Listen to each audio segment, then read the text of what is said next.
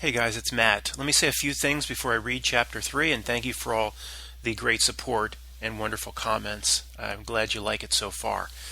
Um, Guys, I've let people repost my work for, I don't know, 7 years, and I never said a word to anybody. Never. But this, if you're seeing this on another channel, this is a copyrighted work. This is my life's work. It should only be on the Quantum of Conscious channel. Please reject that channel if somebody's reposting this work. Never said a word before now. Now I'm saying it. So please respect that. The second thing is, right now it's just a book I've written on an old laptop. I might have mentioned why I didn't want to give it to Amazon. They probably own all the rights to it if you give it to Amazon. And for people that think this should just be printed, I mean, it would cost me thousands of dollars to print and distribute. I don't have the means to do that right now. So if it takes off in this format, and we can go from here. But for now, we just want to read it and want to disseminate the information as quickly as possible. To a degree, we are in a race against time here. And there's no way I was just going to sit on things about reality that I think I have observed. I wasn't going to sit on it. I have to just get it out for now. And 5 years from now, would I love to be selling this as a book? Sure I would. But it is not available now. I mean, where am I going to print it? With who? Who's going to pay for that? So you understand why it's not a physical book at this point. I mean, of course, there's no publisher in the world that would ever take to this book. It's a direct threat to the system itself. I'm pariah number one to probably every major publisher in the world. So this is not going to happen. I'd have to do it all on my own. Also, depending on how much of this I have right or how close to the mark I'm hitting here, few things probably hit pretty close to the mark. I'm sure there's elements of the system itself that are not going to be very happy about what I'm putting out here, and they will eventually listen just as you are. To those listening, I would just like to say, you know what? I don't have any whistleblower information. I was never visited by a Mr. Beeks in the orange section of a parking garage. I was never passed a note. I was never privy or listening under the door at a secret society. I have no background in any of this. You know what I do? I observe reality very carefully, and I employ what's called common sense and an ancient skill that we used to possess called inner knowing. You know what? If I'm hitting close to the mark here, it's because you haven't passed it off very well. You haven't done a great job at protecting secrets, if you actually wanted them to be secrets to begin with. We believe many of these things are so out in the open, they are meant for people like me and people listening to notice. But basically, if some of these things were meant to be secrets, you should have done a better job in the ruse. Should do a better job in the way reality is pathetically presented on the news. So you know what? You want to punish me for observing? Hopefully there's a cosmic law that says you can't do that for somebody simply observing and being able to see right through the fraud. Chapter 3. Real knowing begins with the rejection of the first commandment of modern society, that authority figures must be right, and you must be subservient to those authority figures because they have impressive letters on their business cards. And of course, if the authority is delivering this truth through a box called the television, well, we must bow down and grovel before it. That's what we've all been taught. Well, surely a news program, Matt, knows more than you and I do. That's the response from the dummy at the mall, of course. Sure, in delivering today's weather forecast, it does know more than you and I do. In understanding why they didn't remove the pitcher last night in the ninth inning and afterward he got shelled, yeah, they know more than you and I know. But concerning anything important in this life, material to life itself, the authority on the news or the authority figure almost anywhere does not know more than you and I do. In fact, it's worse than that. Regarding the big stuff, its very purpose is to mislead. All information and ideas, even something as precious to many people as their religion, must be run through a powerful filter that resides inside of all of us. When that filter is working properly, you will find that only a bit of what comes out of the mainstream of this world will make it through your filter as real truth. This filter, or inner knowing, does not reside in the brain. Thinking hard about what just came on CNN with the frontal lobes is surely not what I'm talking about. Also, this filter, it's not the right word, filter. Think of your inner knowing as a tuning fork that resonates a certain frequency. Once you learn to use it, you can take anything this world throws at you and compare it to that frequency of truth, that inner knowing tuning fork. Do the frequencies match? It will always tell you what is real. To me, interpreting reality in this way is called being able to read the matrix code. Use your internal tuning fork tonight to watch the world news. What will you see? How will your tuning fork respond? The Russians hacked the election. The Russians hacked the election. Trump may be a Russian agent. The Russians helped the Trump campaign succeed over Hillary. After just a few days of this nonsense, your inner fork will be shouting at you, screaming at you, "This story is complete. Bullshit. It's all made up." The system knows we have this inner tuning fork. It's screwed with most people's forks since our birth. Those people who have had their tuning fork reset to 440 hertz by the system, or thrown a little bit off by the manipulations of the system, may actually see that the story is false, but they believe it to be a planted story to, quote, get Trump. Those despicable Democrats are out to get Trump. Well, of course, these people, I guess let's give them a little bit of a round of applause because they see that it's not real, but they're certainly not going far enough. No one's out to get Trump. The entire story is fake. The entire story is simply a fairy tale. It's made up. This book will tune your fork properly. The etymology of words matter. Quote, gut feeling got its name for a reason. Gut feeling is truth that comes from somewhere else. The system has conditioned people to only use their brain, or their idiot frontal lobes that think in the English language to find answers. Actually, it's worse than that. First, our inner knowing was completely conditioned out of us a long, long time ago. For example, the tuning fork that we all had was completely broken in two by the system. Then, at least in most people, the ability for the brain to think critically was also removed by the system. You're getting very sleepy. Look into the eyes of Anderson Cooper and believe his bullshit. You and I are great and powerful beings. Most of us just don't realize it. Obviously, we don't realize it because these are the manipulations of the system. It delivers an amnesia, so we don't really know who we are or what we're capable of. It delivers learned helplessness at every turn. This message that we are great and powerful beings must be carried forward inside all of us as we begin to understand the way the world really works. You will find out that there's a reason why none of us are aware of our basically unlimited potential. We don't even know our own history, and what little we knew or what little we still know is intentionally being confused right now or wiped out by the system. What little we have left is actually in the process of going away in terms of understanding what little history we actually knew. However, the amazing circular cycle of the universe cannot be interrupted, in my opinion.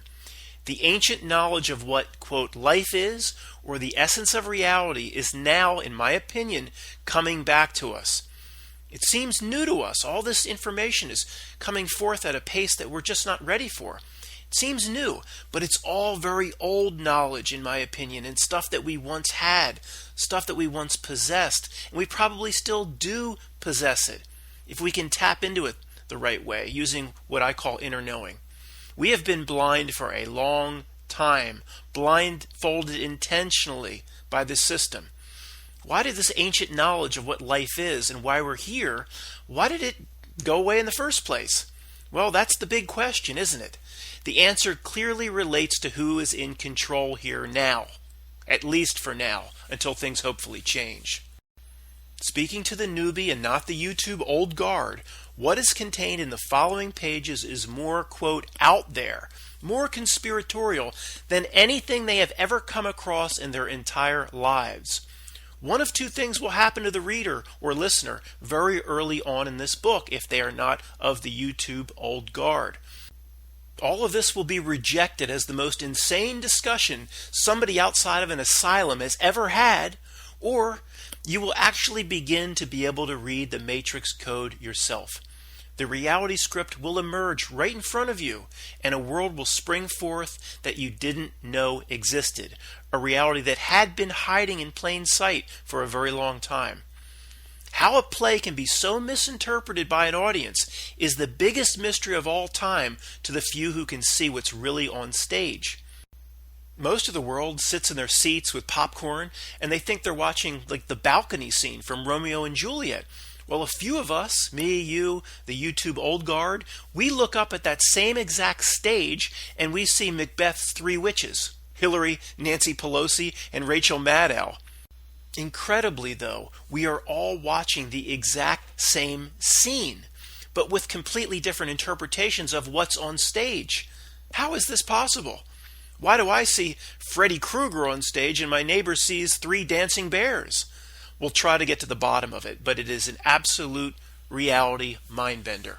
How we look upon this stage show and we see completely different things.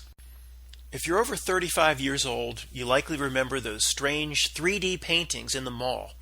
When you looked at them initially, there was nothing there but a bunch of spots and blotches and circles and lines in a frame.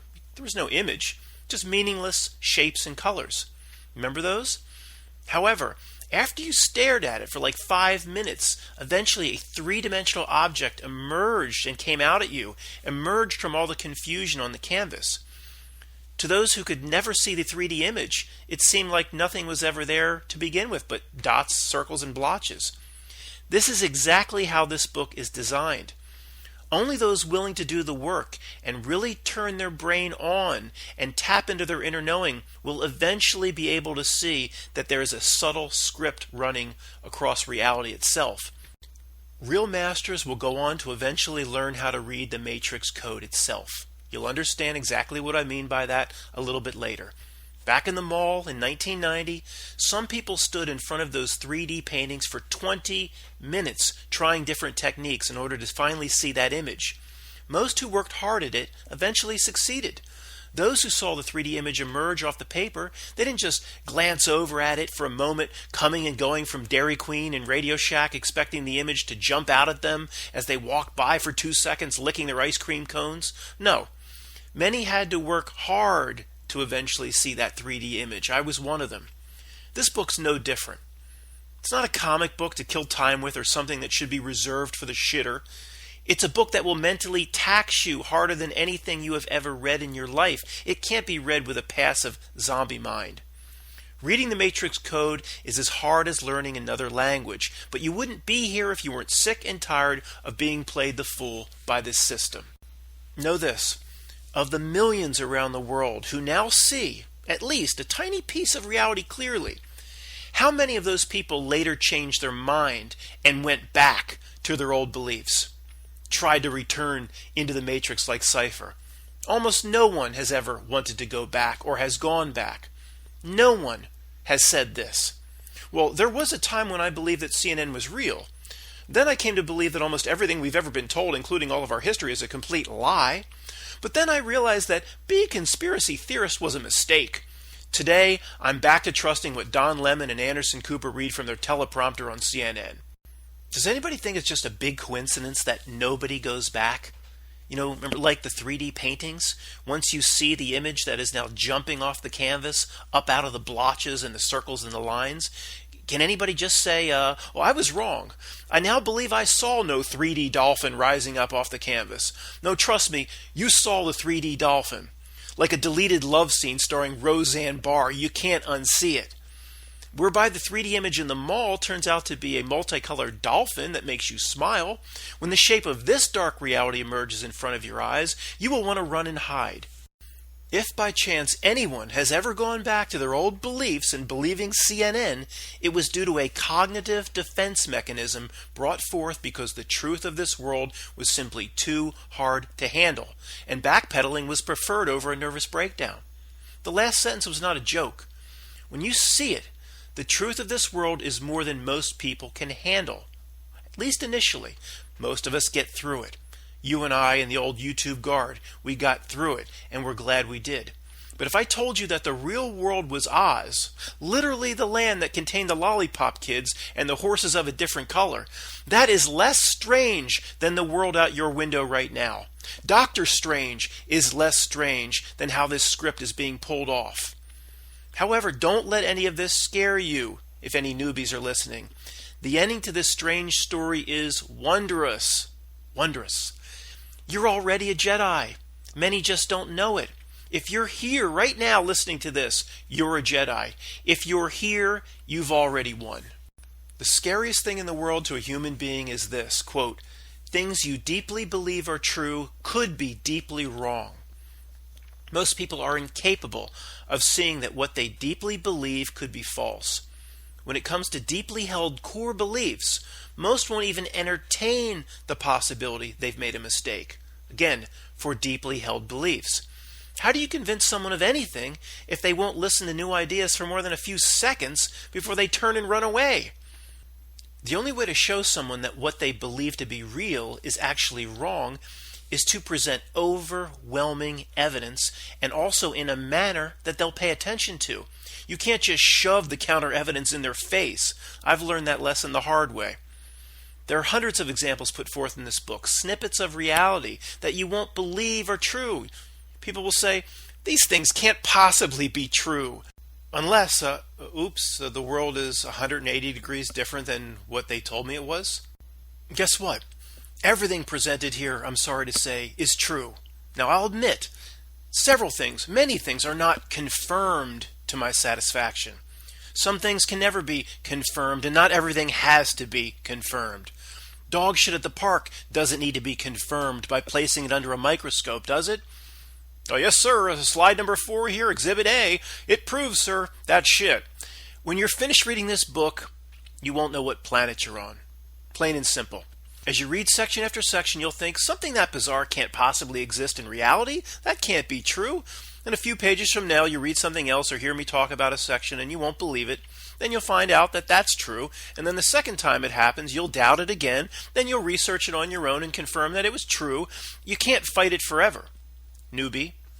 A new outlook on the world is coming unless you can find a way to dismiss 1,000 pieces of evidence in a row. The following assumptions about the nature of reality are my opinion, of course, but the evidence is now overwhelming that this hits close to the mark. Remember, every murderer that ever went to jail after a jury trial was convicted based on someone's opinion.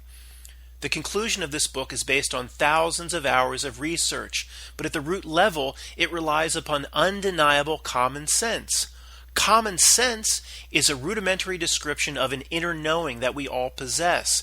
It's the reason babies birthed underwater hold their breath. Instinct like that is the most primitive form of inner knowing. Common sense is the next level up. Human beings have cosmic libraries of wisdom that they can access in their DNA, but 99% of the population has lost the ability to use it or to access it. Actually, most people are regressing backwards and are actually getting dumber. Today's idiocracy agenda is a war against common sense. What is presented in the following pages is so bizarre, many people will cry out, "I don't believe you because you have no proof. You have no videos or pictures. You haven't filmed anyone caught in the act." First, almost everything presented can be proven if you look in the right places for your evidence. A lot of people have actually been caught in the act. True, this book has no pictures or embedded video like a PowerPoint presentation. This is not something that online booksellers like Amazon, if I ever decide to put it out there, afford me anyway.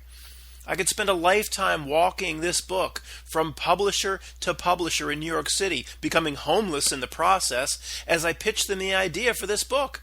Not one of them, not one of these publishing houses would ever receive me. They have too much to lose if this book is ever accepted, for it exposes the system that feeds the big publishing houses and feeds all of corporations for that matter. Remember, every day there are court cases where people are criminally convicted. In none of these convictions did the jury demand to see a video of the crime being committed before they deliberated. The convictions are based on logic of the argument that is then validated by whatever circumstantial evidence exists. But will I, the crazy conspiracy theorist, be held to that standard? Absolutely not. I'll be expected to show in every single case the who, what, when, where, and most importantly, the why and the how. And if I can't show the why and the how, I won't be believed, at least by normal people. And then I'll be asked to show additional proof, video evidence, recorded evidence, and testimony. I can't show all of that. And pathetically, because I can't show all of that, that will be used against me. That will be used by thousands of people so they don't have to consider what's being said. Like Morpheus said in The Matrix, you're probably reading this book because you sense something is not right in the world. Well, that's a massive understatement. This book will show you that what's actually going on is 1,000 times worse than you can possibly imagine. However, there is great news in the end. I absolutely believe that. And as low as you sink over the next few days or weeks reading or listening to the first half of this book, you will slingshot back up again like you're attached to a giant rubber band by the end. A final warning. Like I said before, when you see the depths of the control structure and realize quite literally that you're living on some kind of prison planet, this is very difficult to take mentally. It's not a monkey on your back. It's King Kong pulling your hair. However, you must see the horror for yourself. You must own it. You mustn't hide from it or stick your head in the sand any longer. Pin your eyes open like they did in The Clockwork Orange if you must. The rubber band must be pulled dangerously close to snapping in order to launch you back into the right direction. Now, this is preferred over the countless billions of people who will do nothing with their lives but tread water and buy shit with the money that the tax man lets them keep. To billions, quote, collecting stuff, that's the pinnacle. That's the apex of life. I just got a new SUV. How sick our society has become. You will be beaten down and broken when you see that the entire world is a lie. However, there are paths to rise above all of it. There are paths to step into your power and to realize your immortality. This whole process takes time. Even a computer hard drive takes hours to reformat. You've only been reading or listening for a few pages or a few hours. It takes a lot longer to tune up a brain so it can finally see clearly. Worldview is a bag of cement. Your societal puppet masters have mixed it, poured it, and set that concrete for you a long time ago. It will take a proverbial sledgehammer to break through most people.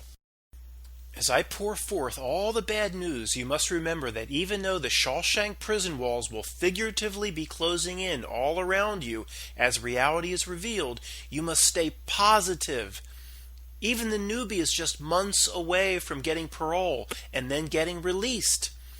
Seeing the truth is like taking a gigantic Jacob Marley chain off of your spirit. If your physical avatar is stuck here for a few more decades, it's up to you if your mental outlook will do time in the same cell. And when you can see the ruse, when you finally get out and reject the system, you'll be in a far better place than an old rented room where someone has carved "Brooks was here" on the ceiling, like that scene in Shawshank. In fact, most of those scenes in Shawshank could be a giant metaphor for most people's reality. They're in Shawshank, they're doing their time. Oh, now it's time to retire. Go work at the food mart, bag some groceries, and then hang yourself. This means, in general, everyone listening must see this process to the end. That's a personal end that goes way beyond the last page of this book or the last word I'll utter in chapter 80 whatever. If you put this book down, or in general just see this process halfway through and just absorb all the bad news, that's what this system wants from we conspiracy theorists. That's what it always wanted, us just dwelling on the bad news, trying to break down the next shooting. What did they really do on 9/11? Bad news, bad news, bad news. That's only half of it. You have to be able to see it, but then you have to be able to move past it. And that involves setting a personal direction to rise above all of these pissed on breadcrumbs and all the nonsense. If you don't do that and go all the way, you'll be doing yourself and humanity a dangerous disservice. I need to set expectations properly. I hold no magic answer on the last page. The general advice here will need to be tweaked by your own good intention, and then a lifetime of research and acting upon your beliefs. There's only one path that's right for you. You must find it on your own. Remember this, though. Don't get angry at anyone as you read this book. If you must, laugh at the politicians and laugh at the bankers and consider them damn or damned fools. Also, never be afraid. They want you afraid. They want you worried. They tried to put you into that state. They need you operating from the perspective of fear, and they want you angry. Don't feed them what they want. Starve it. More on that later. Life. Almost all the components of what it is, what it's for, or what it's all about are a mystery to the average Joe. Most of those who work the 9 to 5 or go off to their blue-collar job or their retail job don't understand any aspect of it. The people who have achieved the big corporate titles and the degrees often know the least about these big questions, the questions involving life itself. Most regular people will absolutely scoff at this. Of course, everybody understands their own society and how everything works, right? Well, what's not to understand? You get up in the morning, go to work, and pay your bills, and your trash is collected, and you perform a sex act, sometimes even with another person. Know-it-alls with university tenure, they lecture us on politics and science and finance and history. Guess what? They're all friggin' wrong. I know that sounds arrogant, but I have no other way to put it. I'm not saying I have all the answers myself. I can only show you that what they say is wrong. Almost all, quote, official stories are wrong. Almost all established authority is wrong. The bad news is these people are not just making mistakes. The lies were crafted on purpose. I know that screams of ridiculous conspiracy, and it drips with arrogance bordering on psychosis. I know it does. Give me a chance. The truth truly is stranger than fiction. And all these people that propagate the lies, they're not all in on it. It's what they were told, and it's what they believe. They're not all in on it. Very, very few are in on it. That's the sick beauty of this reality ruse. I'm making it clear and admitting that I don't know the ultimate answers at the highest level about how they run the schemes that I'm about to reveal. But that's okay. We don't need to have all the components of who, what, when, where, why, and how. I'm an expert at showing you how to see the scam. That's where I come in. Seeing the scam is more important than explaining the magic trick. If I warn you not to play poker against that man over there, that man in the dark hat and the dark suit, do I need to be able to explain exactly how he's cheating people for you to heed my warning?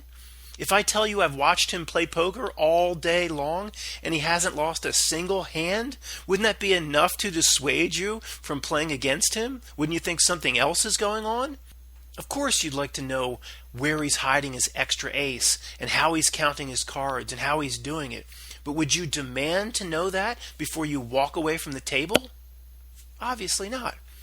You see, you don't need to know the exact nature of the trick to heed my warning and then to act accordingly, to live your life accordingly.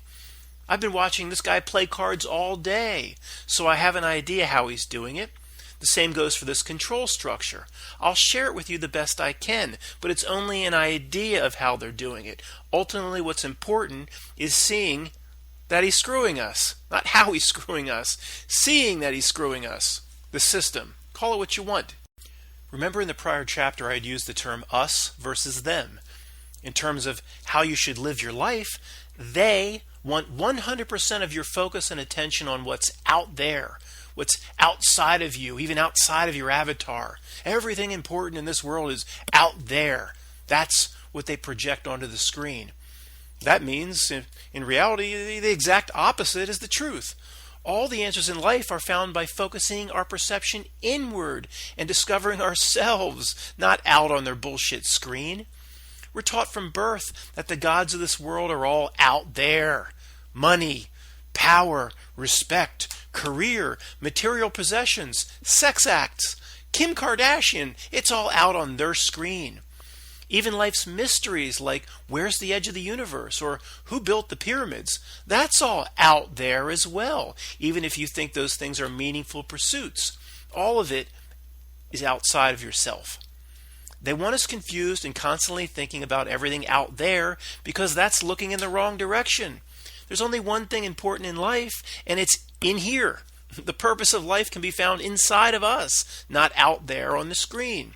They have us looking in the wrong place for the wrong thing. You will see this is all by design. The endless distractions are on purpose. We are the bull. The controllers of society wave the red cape at us constantly. The entire point of existence is to foster the journey within. Do you think owning a red Ferrari can accomplish that in any way? Even if you dedicate your life to the most worthy of causes, helping the handicapped or providing free medical treatment to the poor, that's still an out there activity. It's only a tool to help you discover and strengthen what's in here. No matter how you define it, for the purpose of this book, everything out there I call the Matrix. It's been crafted in such a way as to draw you to it. Almost nothing anymore except certain parts of nature can still be considered organic or even real. The Matrix is a perverted and bastardized version of reality and of what the human experience should be. Think of the trench warfare in World War I, and then imagine the pleasant meadow that was that very spot 1 year before that asshole Archduke was assassinated, or supposedly was assassinated. The original meadow is likely what was intended for us. The trench is a metaphor for what exists now and the hell that they love to create for humanity. This world was not bastardized by people making mistakes or just trying to do the right thing but doing the wrong thing. No, it was crafted into an abomination on purpose. They are masters of confusion. For if we understood the world around us, we may then take the next step and turn inward. And they certainly don't want that, do they? Maybe that's why we don't know shit about any aspect of reality. The people who are so-called experts in our society know the least because they carry the bias of being know-it-alls. Egyptologists must be able to tell you how the pyramids were built, or they risk their high-paying jobs at Oxford. They must put forth their theory with confidence to justify their own worth. They will confidently believe their own BS because they have to look themselves in the mirror and they have to feel worthy when they make love to their women, like Christian Bale in American Psycho, looking in the mirror. The rare, honest Egyptologist would deliver the real truth about Egypt, which is, we have no frigging idea how the pyramids were built. How would that go over in a lecture? Seriously, Egyptologists, pyramids, they don't know. Ask the historians why such an intelligent race, us, has no history past 4,500 years ago, and they will act like they know. They don't know. Don't talk to me about artifacts or hieroglyphics or cave drawings. That's not knowing and truly understanding our history, where we came from. These experts use 5 pieces of a jigsaw puzzle to extrapolate an HD image. All they have is a bullshit guess. If they dug up and uncovered 5 red pieces, they'll put on a lecture at Yale that the big picture, when you zoom out, is Elmo. It's bizarre that we don't know our own history. Bizarre.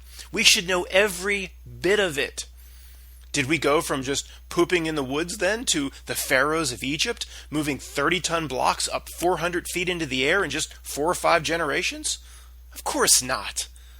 Then where's the record of who we are, who we were? There's little doubt there have been many highly advanced civilizations going back hundreds of thousands of years. Little doubt. Our history has been hidden from us on purpose.